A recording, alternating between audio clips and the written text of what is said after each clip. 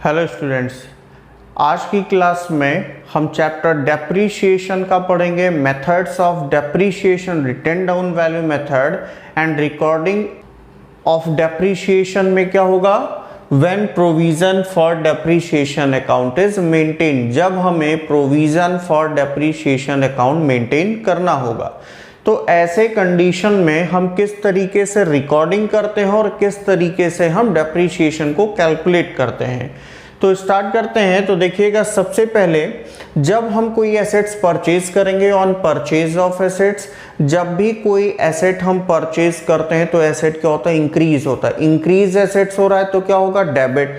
तो asset account होगा debit. To, अगर कैश में परचेज किया तो टू कैश अकाउंट, चेक से पेमेंट किया तो बैंक अकाउंट, और अगर किसी से क्रेडिट पे परचेज किया तो उसका नेम होगा XYZ।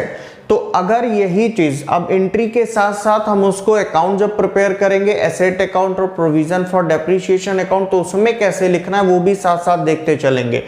तो अगर एसेट्स को हमने परचेज किया तो हम किधर लिखते हैं, एसेट्स क्या होता है, डेबिट। तो जब एसेट अकाउंट बनाएंगे, मान लीजिए कि 2018 में परचेज किया अप्रैल 1 को, तो टू बैंक अकाउंट लिख देंगे। कैश में मान लो परचेज किया, पेमेंट चेक से किया, कितने का परचेज किया, 1 लाख रुपीस का परचेज किया। ठीक, अब इसके बाद ये तो रिकॉर्ड कर लिया, फिर क्या होता है, on charging depreciation at the end of the year के एंड में एसेट पे डेप्रीशिएशन लगता है। मेथड कौन सा है हमारा, रिटन डाउन वैल्यू मेथड। तो रिटन डाउन वैल्यू पे लगेगा। अब रिटन डाउन का मतलब क्या है कि जैसे पहले साल अगर 1 लाख रुपीज के एसेट पे 10% डेप्रीशिएशन लगाना है, तो पहले साल 10,000 डेप्रीशिएशन लगाने के बाद एसेट्स की वैल्यू कितनी बची, 90,000। दूसरे साल जब डेप्रीशिएशन लगाएंगे तो हम किस पे लगाएंगे, जो बैलेंस हमारे पास बचा है उसका 10% होगा। स्ट्रेट लाइन मेथड में क्या होता है, हर साल जो ओरिजिनल कॉस्ट होगा उस पे डेप्रीशिएशन लगेगा। लेकिन रिटन डाउन वैल्यू, जिसको डिमिनिशिंग बैलेंस मेथड भी बोलते हैं, रिड्यूसिंग बैलेंस मेथड भी बोला जाता है, उसमें पहले साल का डेप्रीशिएशन घटाने के बाद जो वैल्यू बची उस पे दूसरे साल डेप्रीशिएशन लगेगा, फिर दूसरे साल का भी डेप्रीशिएशन घटाने के बाद जो वैल्यू बचेगी उस पे तीसरे साल डेप्रीशिएशन लगेगा। तो ये प्रोसीजर होता है डेप्रीशिएशन कैलकुलेट करने का, मेथड्स ऑफ डेप्रीशिएशन है। और ये है मेथड्स ऑफ रिकॉर्डिंग की एसेट अकाउंट बनेगा और फिर साथ में प्रोविजन अकाउंट भी हमें मेंटेन करना पड़ेगा। इसमें होता क्या है कि जो भी डेप्रीशिएशन लगता है वो एसेट अकाउंट पे कोई इफेक्ट नहीं डालता, वो सीधे अपने अलग account provision for depreciation account में ट्रांसफर होता है। तो आगे देखते हैं क्या होगा। ऑन चार्जिंग डेप्रीशिएशन एंट्री क्या होती है, depreciation account debit to provision for depreciation account, यानी डेप्रीशिएशन तो लगेगा लेकिन वो कहां पे क्रेडिट किया जाएगा, प्रोविजन फॉर डेप्रीशिएशन अकाउंट में। तो पहला साल खत्म हुआ अगर मार्च 31 को, तो 2019 मार्च 31 यहां पे लगा देंगे बाई डेप्रीशिएशन अकाउंट। अब 1 लाख रुपीस का था, एज्यूम कर लो कि 10% पर एनम की रेट से डेप्रीशिएशन लगाना है, तो यहाँ पे कितना हो जाएगा, 10,000। बस इसका कर देंगे टोटल, क्योंकि और कोई इंफॉर्मेशन हमारे पास है नहीं, और इसको कर देंगे प्रोविजन फॉर डेप्रीशिएशन अकाउंट को close. 2019 March 31 to balance carry down, कितना हो जाएगा ये प्रोविजन फॉर डेप्रीशिएशन अकाउंट का बैलेंस 10,000। तो एसेट अकाउंट में क्या करेंगे, डेप्रीशिएशन तो यहाँ पे आया नहीं, तो यहाँ भी हमें 2019 मार्च 31 को बैलेंस कर देना है बाई बैलेंस कैरी डाउन। कितना, 1 लाख रुपीस, पूरा पैसा यहाँ पे बैलेंस में ही रहेगा। अब ये हो गया।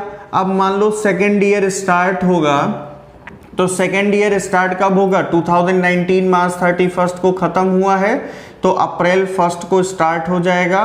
तो to balance brought down 1 lakh rupees. अब हम ये मान लेते हैं कि 1 अक्टूबर 2019 को हमने 80,000 रुपीज में सेल कर दिया। कितने में सेल कर दिया, 80,000 रुपीज में। तो ऑन सेल ऑफ एसेट, जब इस एसेट को सेल किया जाएगा तो पहला काम क्या होगा हमारा कि depreciation up to the date of sale, जो एसेट हम बेच रहे हैं उसका depreciation from the beginning of the year to the date of sale हम डेप्रीशिएशन निकालें। तो देखो यहाँ पे एंट्री क्या होती है, depreciation account debit to provision for depreciation account, यानी कि डेप्रीशिएशन अकाउंट होगा डेबिट, और अगर provision for depreciation account maintain कर रहे हैं तो उसको करेंगे हम क्रेडिट। तो provision for depreciation account credit होगा। पहले यहाँ पे बैलेंस को ट्रांसफर कर लें अप्रैल 1 को बाई बैलेंस ब्रॉट डाउन। हम कब सेल कर रहे हैं यहाँ पे 1 अक्टूबर को, तो अक्टूबर 1 by depreciation account, by depreciation account कितना लगेगा भाई। अब रिड्यूसिंग बैलेंस मेथड है यानी रिटर्न डाउन वैल्यू मेथड, तो 1 लाख पे कितना अभी तक डेप्रीशिएशन लगा था पहले साल 10,000, तो वैल्यू कितनी बची 90,000। इसका 10% कितना होगा, 10% हो जाएगा 9,000। लेकिन हमने अप्रैल से यूज करना स्टार्ट किया, सितंबर 30 तक यूज किया और अक्टूबर 1 को बेच दिया, मतलब 6 मंथ हमने यूज किया, तो सिर्फ डेप्रीशिएशन कितने मंथ का लगेगा, 6 मंथ का लगेगा, तो 6/12 हो जाएगा, यानी 4,500 रुपीज ये हो गया। अब एक चीज ध्यान रखना कि ये तो अक्टूबर 1 को बेचा, लेकिन मान लो ये अप्रैल 1 होता, तो अगर अप्रैल 1 होता तो ये हमें एंट्री करने की जरूरत नहीं पड़ती। क्यों नहीं पड़ती, क्योंकि पहले ही दिन ईयर के बेच दिया तो उस पर कोई डेप्रीशिएशन ही नहीं लगेगा, तो इसकी जरूरत नहीं थी, फिर इसको हटा देते, आगे बढ़ जाते। तो आगे का स्टेप क्या है, provision for depreciation of sold asset transfer to asset account, यानी कि जितना भी टोटल डेप्रीशिएशन लगा होगा जो एसेट्स बेच रहे हैं उस पे, उसे ट्रांसफर कर देंगे एसेट अकाउंट में, क्योंकि अब तो वो बिक रहा है तो एसेट तो घटाना पड़ेगा, घटाने के लिए ट्रांसफर करना पड़ेगा एसेट अकाउंट में।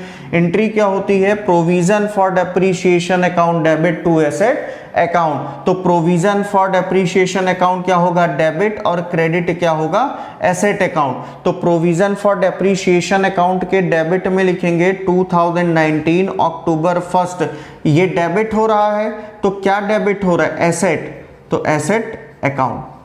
अब ये जो डेप्रीशिएशन यहाँ पे लिखना है, ये क्या लिखना है, provision for depreciation of sold asset, यानी कि जो एसेट बेच रहे हैं उसका टोटल प्रोविजन फॉर डेप्रीशिएशन जो होगा। तो पहले साल कितना लगा था, एक ही तो हमारे पास है, पहले साल कितना लगा था 10,000, दूसरे साल कितना लगा up to the date of sale 4,500, यानी टोटल कितना हुआ 14,500 रुपीज। इसके बाद कुछ है ही नहीं, तो टोटल यहाँ पे 14,500 हो गया। प्रोविजन फॉर डेप्रीशिएशन अकाउंट तो हो गया, बचा क्या, एसेट अकाउंट। इसको करें क्रेडिट, तो इसको क्रेडिट साइड में क्या लिखेंगे, 2019 अक्टूबर 1 बाई कौन से अकाउंट से ट्रांसफर होके आया, प्रोविजन फॉर डेप्रीशिएशन अकाउंट से, कितना 14,500। हमने बेचा कितने में, 80,000 में, तो सेल के लिए फॉर सेल क्या एंट्री होती है, कैश और बैंक अकाउंट और XYZ debit to asset account, यानी एसेट अकाउंट के क्रेडिट में लिखेंगे बाई, भाई कैश में बेचा है तो बाई बैंक अकाउंट, चेक के थ्रू मान लो पेमेंट मिला, कितने में बेचा है 80,000 हमने एज्यूम किया था, ये भी हो गया। अब इसके बाद आगे बढ़ेंगे और आगे देखिए क्या दिया है कि फॉर गेन और लॉस ऑन सेल, गेन और लॉस ऑन सेल पे क्या एंट्री होगी। तो पहली बात तो ये कि हम निकाल लें कि गेन या लॉस होगा कैसे, कैसे पता चलेगा कि गेन है कि लॉस है। तो गेन के लिए जरूरी है कि जो सेल्स वैल्यू है वो मोर देन हो किससे, book value on the date of sale, on the date of sale से। और लॉस के लिए क्या होगा, book value on the date of sale क्या होगा, मोर देन होगा किससे, सेल्स वैल्यू से।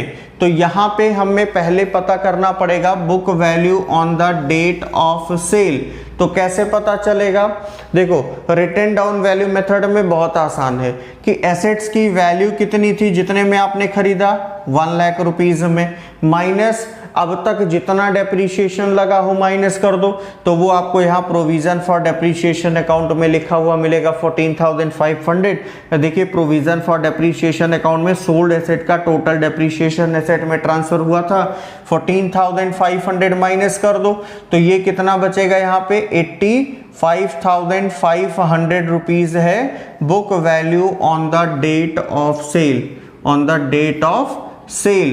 तो और सेल वैल्यू कितनी है 80,000, तो दोनों में कौन सा ज्यादा है, बुक वैल्यू ज्यादा दिख रहा है, book value on the date of sale is more than sales value. तो क्या होगा, लॉस और गेन के लिए एंट्री होती है एसेट अकाउंट डेबिट। अगर गेन होता तो एसेट अकाउंट के डेबिट में लिखते क्या, to loss on sale of asset, transfer का होता है प्रॉफिट लॉस में। फिर अगर लॉस है तो लॉस के लिए एंट्री क्या होती है, loss on sale of asset account debit to asset account, यानी कि उसको हमें क्रेडिट साइड में लिखना पड़ता loss on sale of asset. कितने का लॉस हुआ दिख रहा है साफ साफ, 85,500 का था, 80,000 में बिका 5,500, बस हो गया लॉस। टोटल कर दीजिए 1 लाख रुपीज, 1 लाख रुपीज, और यहाँ पे टोटल हो जाएगा कितना 14,500 रुपीज। अच्छा कभी कभी क्या होता है, आपके बुक में जो क्वेश्चन दिया है उस समय आपको ये पहला साल नहीं दिया, आपको मान लो दूसरा साल दिया, तो स्टार्टिंग में आपको सिर्फ बैलेंस बताएगा कि भाई एसेट्स में हमारे पास इतना बैलेंस है और प्रोविजन फॉर डेप्रीशिएशन में इतना बैलेंस है और इसी साल हमने बेचा है, तो आपको ये डायरेक्ट कैलकुलेट करना, ये नहीं कंफ्यूज होना कि खरीदा कब है, उसमें डेट मेंशन होगा तो डेप्रीशिएशन अलग से हम कैलकुलेट कर लेंगे।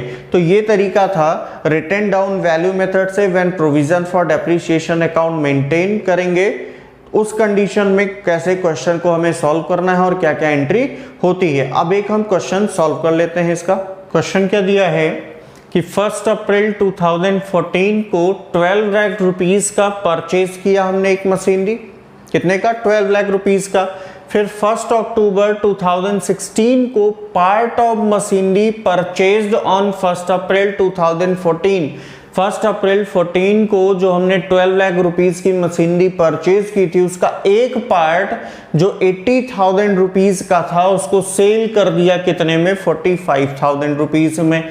और सेम डे में यानी 1 अक्टूबर 2016 को ही एक नया मशीनरी परचेज किया 1,58,000 का, और डेप्रीशिएशन का रेट है 10% per annum written down value method से हमें एसेट अकाउंट और provision for depreciation account maintain करना है। तो देखिए कैसे मेंटेन होगा, सबसे पहले यहाँ पे देखिए परचेज किया तो एसेट अकाउंट से स्टार्ट करेंगे। 2014 अप्रैल 1 को टू बैंक अकाउंट। अब एक से ज्यादा इसमें आ रहा है लेकिन कोई दिक्कत नहीं, हमें यहाँ पे प्रोविजन फॉर डेप्रीशिएशन अकाउंट भी मेंटेन करना, डायरेक्ट करते हैं। कितने का परचेज किया है, 12,000 रुपीज का परचेज किया।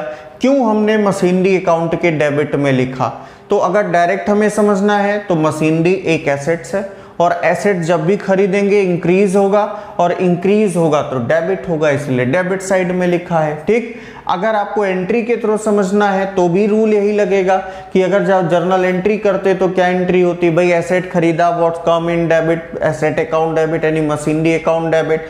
टू पैसा गया तो टू कैश और बैंक अकाउंट, तो यहाँ पे एसेट डेबिट हुआ तो एसेट अकाउंट के डेबिट में पैसा गया तो to bank account 12 lakh rupees. फिर इसके बाद इसने क्या कहा है कि बेचा कब, 1 अक्टूबर 16 को बेचा, तो मतलब अभी तब तक हमें सिर्फ डेप्रीशिएशन ही लगाना है। तो यहाँ पे 2014 है, 2015 में ईयर एंड होगा मार्च 31 को, बाई यहाँ पे बैलेंस कैरी डाउन कर देना है और कुछ नहीं करना है हमें। क्यों, क्योंकि जब provision for depreciation account maintain होगा तो डेप्रीशिएशन कभी भी एसेट अकाउंट में नहीं लिखा जाएगा। जब बिकेगा तो जो बिकेगा उसका डेप्रीशिएशन टोटल जाएगा। प्रोविजन फॉर डेप्रीशिएशन अकाउंट में देखिए 2015 मार्च 31 को ईयर एंड हुआ बाय डेप्रीशिएशन अकाउंट। तो पहला साल जो है 2014-15 इसमें जो डेप्रीशिएशन लगा वो डेप्रीशिएशन कितना हो जाएगा, 12 लाख रुपीस का है मशीनरी हमारा, 10% डेप्रीशिएशन लगाना है। कितने दिन हमने यूज किया, अप्रैल से लेकर के मार्च पूरा साल यूज किया, पूरा साल लगा देंगे डेप्रीशिएशन 1,20,000। तो ये हो गया 1,20,000 रुपीज़। बस क्लोज कर दो इसको और बैलेंस निकाल लो सेम डेट में 2015 मार्च 31 टू बैलेंस कैरी डाउन कितना हो जाएगा 1,20,000, ये भी हो गया। अब दूसरा साल स्टार्ट होगा, तो दूसरा साल स्टार्ट हुआ 2015 अप्रैल 1 को, तो टू बैलेंस ब्रॉट डाउन हो गया कितना, यहाँ पे एसेट अकाउंट में 12 लाख रुपीज़, और फिर यहाँ पे 16 मार्च 31 को ईयर एंड हुआ, यहाँ फिर से हम बैलेंस कर देंगे 12 लाख रुपीज़। कोई चेंज नहीं हुआ। क्यों नहीं चेंज हुआ? क्योंकि जो बेचा है वो हमने 1 अक्टूबर 16 को बेचा और वो मार्च के बाद आएगा। दूसरा साल मार्च में ख़त्म हो रहा, मतलब दूसरे साल तो बिका भी नहीं है, सिर्फ डेप्रीशिएशन लगाना है। तो अब प्रोविज़न फॉर डेप्रीशिएशन अकाउंट में 2015 अप्रैल 1 को पहले तो पिछले साल का जो डेप्रीशिएशन का बैलेंस था उसे ट्रांसफ़र किया 1,20,000। अब यहाँ पे 2016 मार्च 31 का डेप्रीशिएशन लगेगा, तो बाई डेप्रीशिएशन अकाउंट कितना लगेगा, तो 2015-16 में जो डेप्रीशिएशन कैलकुलेट होगा वो अब 12 लाख पे नहीं होगा। क्यों? क्योंकि 1,20,000 डेप्रीशिएशन लगा है और रिटर्न डाउन वैल्यू मेथड में रिड्यूसिंग बैलेंस पे डेप्रीशिएशन लगाते हैं, यानी पहले साल जो डेप्रीशिएशन लगा उसे घटा दो, जो बचेगा उस पे डेप्रीशिएशन लगेगा। और यहाँ भी पूरे साल यूज हुआ है तो पूरे साल का डेप्रीशिएशन लगाएंगे। 12 लाख से 1,20,000 माइनस होगा, कितना बचेगा, 10,80,000 रुपीज़ बचेगा। और इसका जब 10% हम कैलकुलेट करेंगे तो यह आएगा 1,08,000 रुपीज़। कितना? 1,08,000। तो 1,08,000 टोटल करके इसका भी बैलेंस कर दो, तो 2,28,000 टोटल हो गया। 2,28,000, यहाँ भी 2,28,000। टू बैलेंस कैरी डाउन 2016 मार्च 31 को टू बैलेंस कैरी डाउन। अगले साल ब्रॉट डाउन कर देते हैं 2016 अप्रैल 1 को बाई बैलेंस ब्रॉट डाउन 2,28,000। अब देखिए तीसरा साल स्टार्ट हुआ और अक्टूबर 1 को बेच दिया, तो जब हमने बेचा है तो क्या हमने यूज़ किया? हाँ किया, क्योंकि अक्टूबर में बेचा। अगर अप्रैल 1 होता तो हमें कोई दिक्कत नहीं, हम डेप्रीशिएशन ना लगाते जो बेच रहे हैं, डायरेक्ट उसका टोटल डेप्रीशिएशन निकालते और जो है एसेट अकाउंट यानी मशीनरी अकाउंट लिख देते, फिर उसे ट्रांसफ़र करते मशीनरी में, तो मशीनरी के क्रेडिट में बाई प्रोविज़न फॉर डेप्रीशिएशन लिखते। लेकिन कब? जब पहले ही दिन बेचा होता। यहाँ पे अक्टूबर में बेचा मतलब 6 महीने पहले यूज़ किया, तो उसका डेप्रीशिएशन निकाल लो 2016-17 में, और वो लिखा कहाँ पे जाएगा, यहाँ पे अक्टूबर 1 को बाई डेप्रीशिएशन अकाउंट।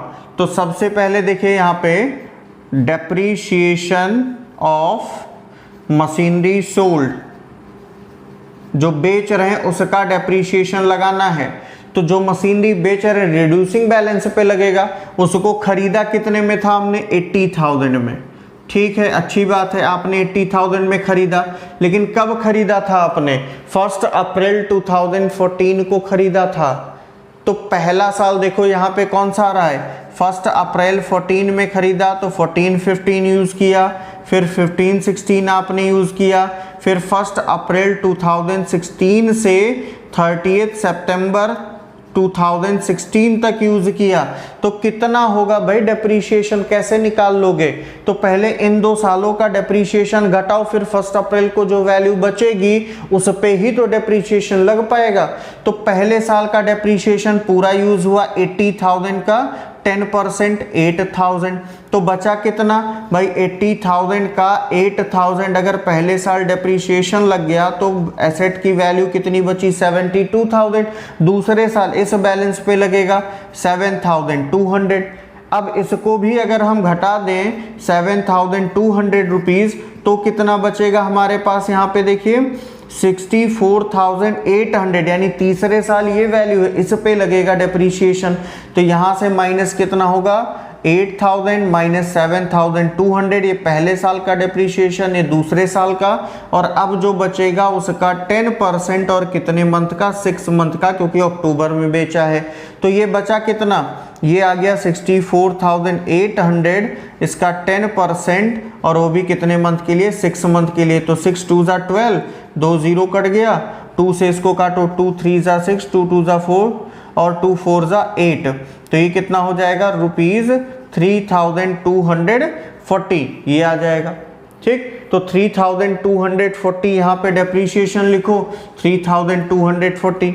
और फिर इसको क्या करते हैं, हम ट्रांसफ़र कर देते हैं कहाँ पे, एसेट अकाउंट में। तो एंट्री क्या होती है उसके लिए एंट्री होती है provision for depreciation account debit to asset account, यानी प्रोविजन फॉर डेप्रीशिएशन अकाउंट के डेबिट में एसेट्स का अकाउंट आएगा, मशीनरी अकाउंट। कितना टोटल डेप्रीशिएशन, तो देखो पहले साल कितना लगा था 8,000, दूसरे साल 7,200 और तीसरे साल 3,240 प्लस कर लो तो 4 और ये कितना हो जाएगा 18,440। अब जब हमने ट्रांसफ़र किया है एसेट अकाउंट में, तो एसेट अकाउंट में दिखाना भी तो पड़ेगा। पहले यहाँ बैलेंस ब्रॉट डाउन कर लें।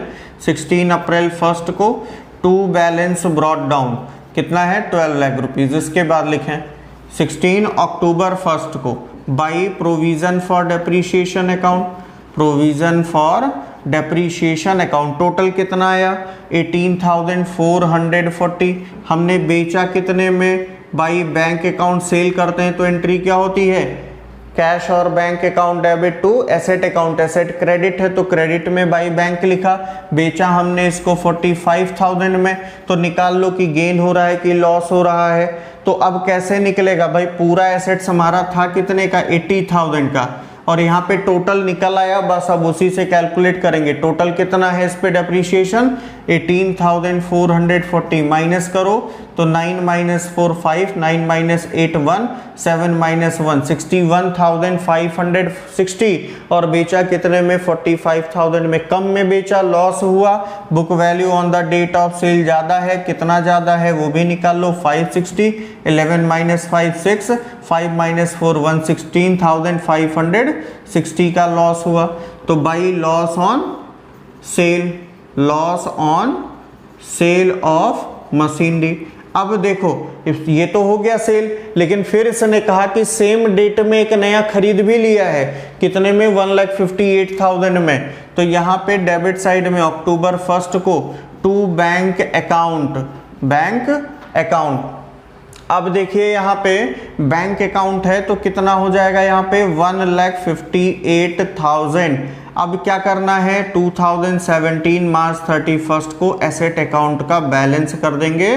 तो by balance carry down, 12 lakh रुपए वाले एसेट में से 80,000 का बिक गया तो 11,20,000 का ये बच रहा है, प्लस 1,58,000 1,58,000 का नया खरीदा तो कितना बचेगा हमारे पास यहाँ पे 12,78,000 रुपीज़ का मशीनरी हमारे पास यहाँ पे बच रहा है टोटल बैलेंस। ठीक, अब इसको अगर प्लस कर लें तो ये कितना आएगा यहाँ पे 13,58,000 रुपीज़, यहाँ भी आएगा 13,58,000 रुपीज़, ये आ गया। ठीक, अब देखिए यहाँ पे क्या करना है, बचा मेन काम प्रोविज़न फॉर डेप्रीशिएशन का। तो प्रोविज़न फॉर डेप्रीशिएशन में ईयर के एंड में डेप्रीशिएशन लगाएंगे।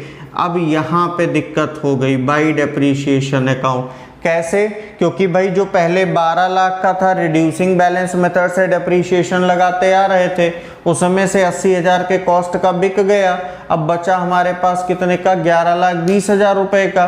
तो 11,20,000 का डेप्रीशिएशन कितना होगा तीसरे साल वो भी। तो उसको देखो आसान तरीके से कर लेते हैं कि कैसे हो जाएगा।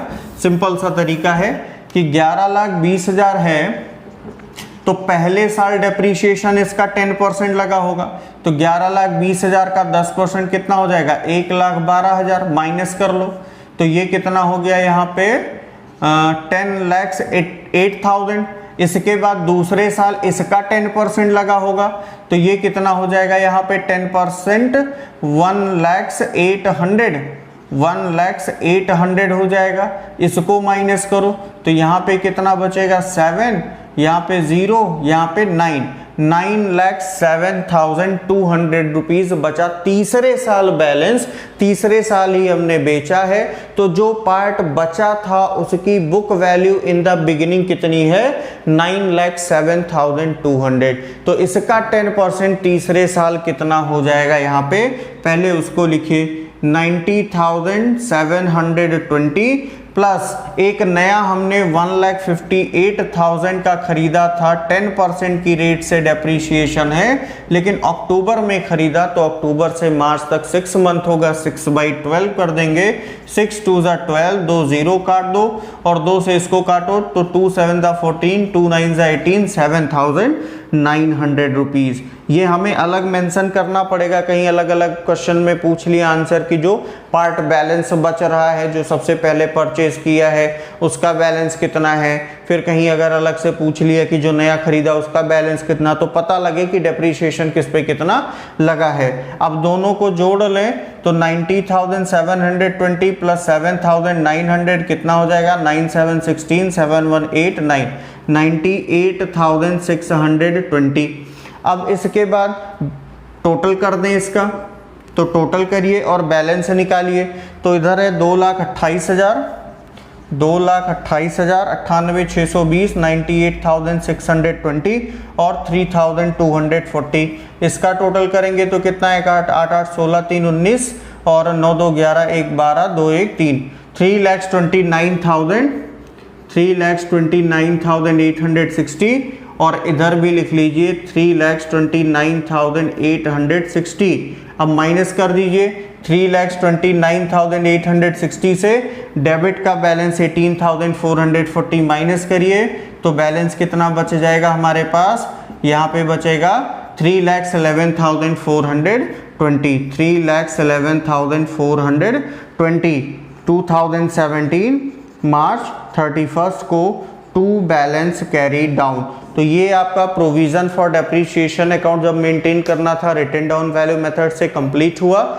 अगली क्लास में हम पढ़ेंगे जब हमें मशीनरी या एसेट डिस्पोजल अकाउंट मेंटेन करना होगा।